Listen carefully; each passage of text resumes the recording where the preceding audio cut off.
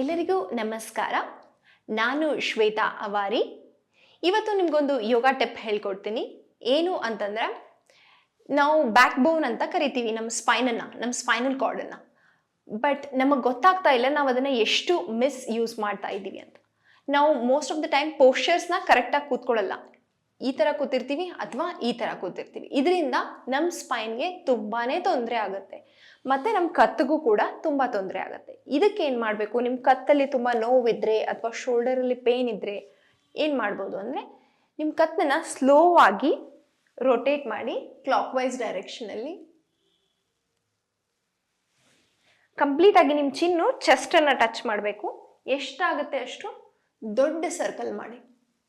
Slow ಆಗಿ ಕೆಳಗಡೆ ಬಂದಾಗ ಬ್ರೀದ್ ಔಟು, ಮೇಲ್ಗಡೆ ಹೋದಾಗ ಬ್ರೀದ್ ಇನ್ ಮತ್ತು ಬ್ರೀದ್ ಔಟ್ ಮಾಡಿಕೊಂಡು ಕಂಪ್ಲೀಟಾಗಿ ಒಂದು ಸರ್ಕಲ್.